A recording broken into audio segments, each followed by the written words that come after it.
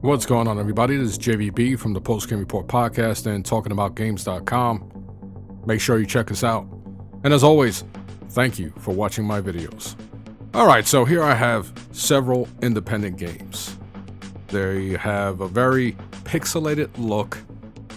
They're very simplistic looking. And they're a throwback to when I was gaming in the early days as a kid.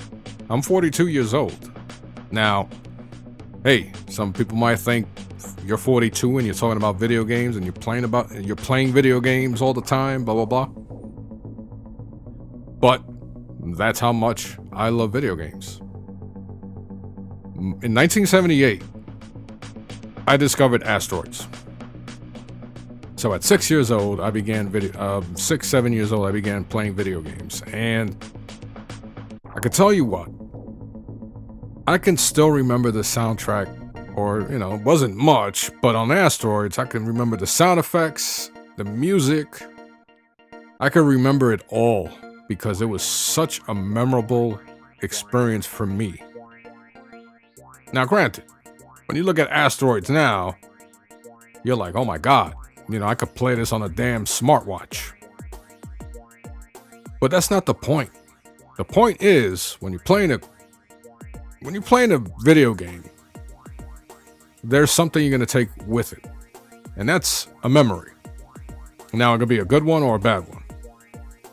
And, the saying goes, you never forget your first. So, Asteroids being my first video game, of course I'm going to remember it. But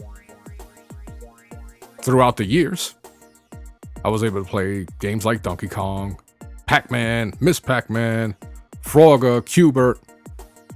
And throughout each generation, of course, the visuals improved. The games got bigger. They were more cinematic. I mean, look at what we have now. You look at a game like The Order 1886, which is coming up in a few weeks. And when you look at the visuals in that game, compared to where I started, it's amazing. Something I would have never imagined. And I say that all the damn time whenever I can, because it's, having the experience that I have and living through each iteration or each generation of this video game industry and culture. I'm very proud of that. I'm very proud that I can honestly say with my chest held high that I've seen it all, and I have.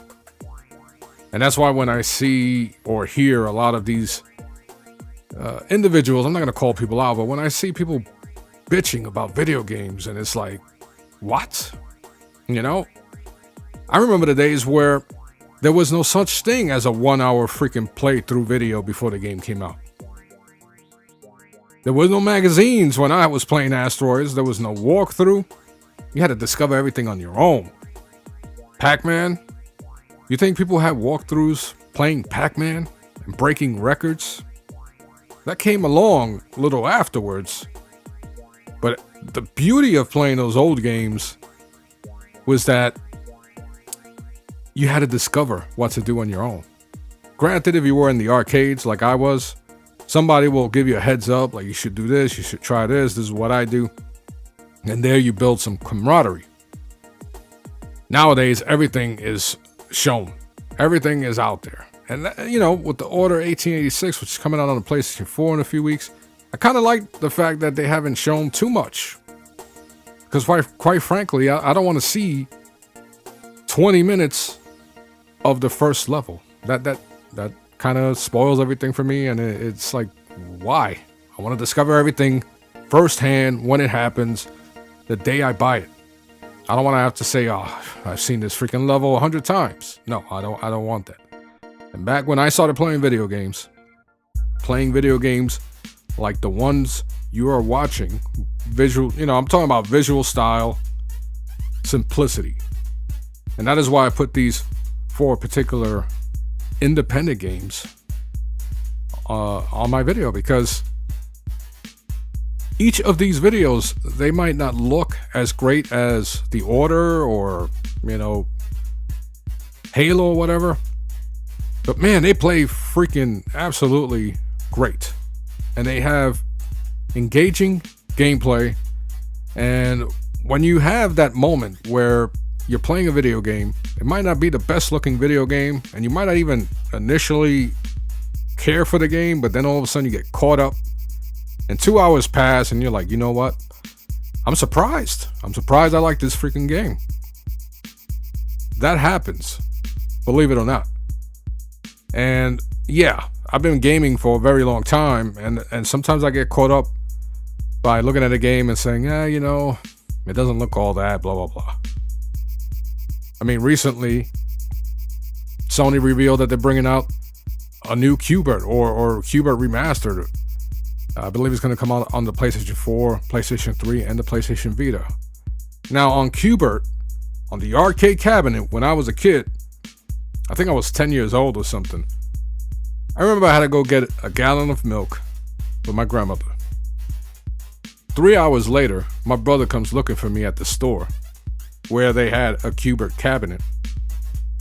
I had broke the 4 million point mark on 1 quarter. I had so many freaking extra lives, and I was jumping off the platform because I was like, oh my god, I gotta bring this milk to my grandmother.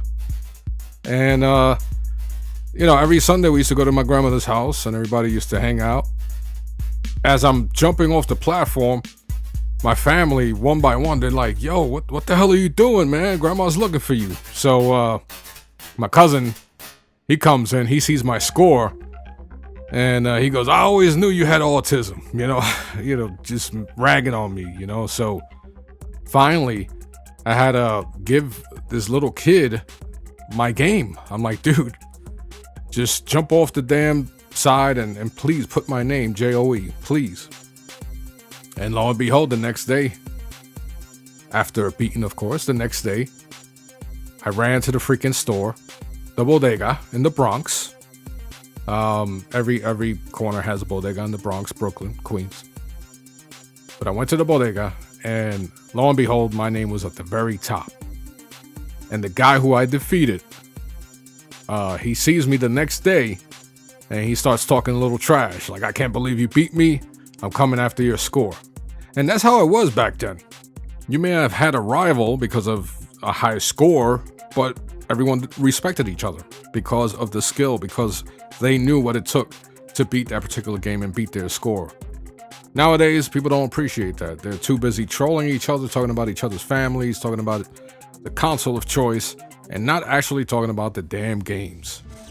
And you see these games that I have put in this video, they're simplistic looking, but they're highly regarded, and that's for a reason, because of the experiences.